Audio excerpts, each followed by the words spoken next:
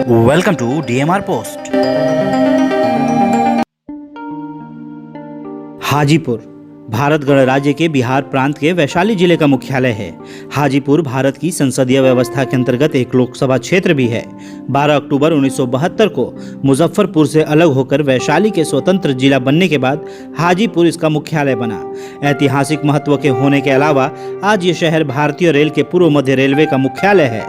इसकी स्थापना 8 सितंबर 1996 को हुई थी। राष्ट्रीय स्तर के कई संस्थानों तथा केले, आम और लीची के उत्पादन के लिए भी प्रसिद्ध है। आज का हाजीपुर शहर महाजनपद काल में गांव मात्र होने के बावजूद महत्वपूर्ण था। गंगा तट पर स्थित बस्ती का पुराना नाम उच्च कला था। मध्यकाल में बंगाल के गवर्नर हाजी इलियास शाह के 13 वर्षों के शासनकाल में यह कस्बाई रूप लेने लगा। ऐसा माना जाता है कि गंडक तट पर विकसित हुए शहर का वर्तमान नाम उसी शासक के नाम पर पड़ा है। दोस्तों, गंगा और गंडक नदी के तट पर बसे इस शहर का धार्मिक और ऐतिहासिक महत्व है। हिंदू पुराणों में गज यानी कि हाथी और ग्राह यानी कि मगरमच्छ की लड़ाई में प्रभु विष्णु के स्वयं यहां आकर गज को बचाने और ग्राह को शाप मुक्त करने का वर्णन है। कौनहारा घाट के पास कार्तिक पूर्णिमा को यहाँ प्रतिवर्ष मेला लगता है।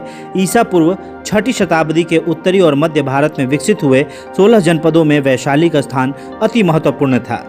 नेपाल की तराई से गंगा के बीच फैली भूमि पर वज्जी संघ द्वारा गणतांत्रिक शासन व्यवस्था की शुरुआत की गई थी। वज्जी कुल में जन्मे भगवान महावीर की जन्मस्थली शहर से लगभग 34 किलोमीटर दूर कुंडलपुर वैशाली में है। महात्मा बुद्ध का इस धरती पर 3 बार आगमन हुआ था।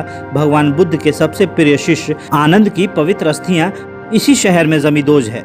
हर्षवर्धन के शासन के बाद यहाँ कुछ समय तक स्थानीय क्षत्रपों का शासन रहा तथा 8वीं सदी के बाद यहाँ बंगाल के पाल वंश के शासकों का शासन शुरू हुआ।